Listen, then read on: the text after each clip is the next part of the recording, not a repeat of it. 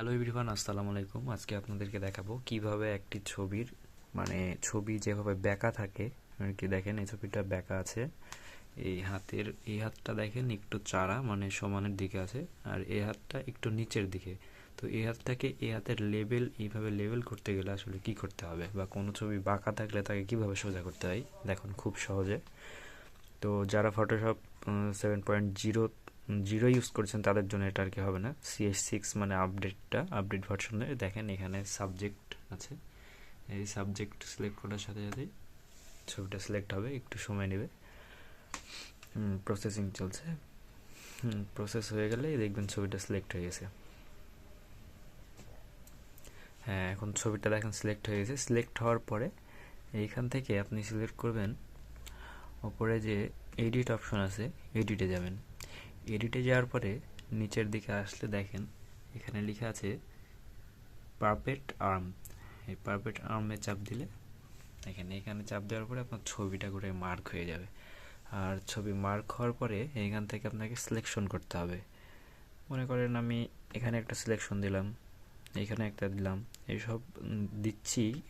এই মাঝখানে ঘন দেওয়ার কারণ হচ্ছে আমার বডিটা যেন না লড়ে। বডিটা না লড়িয়ে আমি সাইডগুলোকে কাজ করব। দেখুন ইচ্ছা মতো আপনি দিয়ে দিতে পারবেন যেখানে সেখানে। আমি এখানে দিয়ে দিলাম। এখন এই হাতটা যেন না লড়ে সেই জন্য আমি হাতের উপরেও দিয়ে দিলাম। তো এইভাবে এই হাতে আমি 2-3টা দিয়ে দিলাম। এইবার আমি এই হাতের যেহেতু এইখান থেকে সোজা করব, তাই এই হাতের এখানে একটা দিলাম, আর এখানে একটা দিব, এইখানে একটা দিব। হ্যাঁ, এবার আমার কাজ শেষ। এবার দেখুন আমি হাতটাকে কিভাবে নিয়ে যাই ওর সমান করব।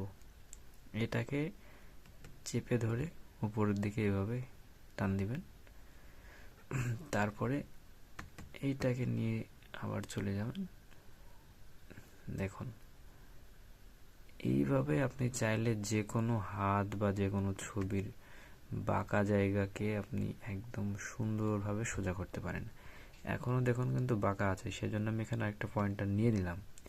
এই পয়েন্টারকে আবার যখন আমি উপরের দিকে চাড়বো, দেখেন এখন কিন্তু হাতটা একদমই ন্যাচারালি সোজা হয়ে গেছে, যেটা বোঝার কোনো বুদ্ধি নেই যে এটা পরে এডিট করে আর কি তৈরি করা। দেখেন সুন্দরভাবে কিন্তু হাতটা সিলেক্টেড হয়ে গেছে। এবার এখান থেকে আমি অ্যাপ্লাই চাপ দিয়ে এটাকে অ্যাপ্লাই করে দেব। দেখেন আগে কি অবস্থায় ছিল আর এখন কি অবস্থায়। এখান থেকে সিলেক্টেড রিমুভ করলাম।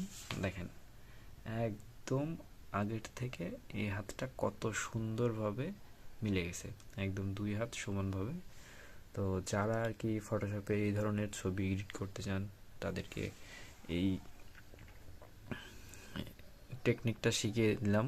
ভালো লাগলে অবশ্যই লাইক কমেন্ট শেয়ার করতে ভুলবেন না। আর বাকি যে অংশ এখানে ইরেজার হয়ে আছে এই সব তো যারা ফটোশপে কাজ করেন তারা অবশ্যই জানার কথা। তারপরেও যদি তারা না জানেন তাহলে এখানে পেন টুল দিয়ে আপনারা চাইলে এটা এইভাবে পেন টুল দিয়ে এইভাবে আস্তে আস্তে করে এটা মার্ক করার পরে এটা এইসব জায়গায় যখন নিয়ে যাবেন দেখবেন অটোমেটিকলি রিমুভ হয়ে যাচ্ছে। আর যদি এটা না হয় তাহলে আপনি সিলেক্টেড করার পরে এখান থেকে এটা সিলেকশন টুল দিয়ে করতে পারবেন।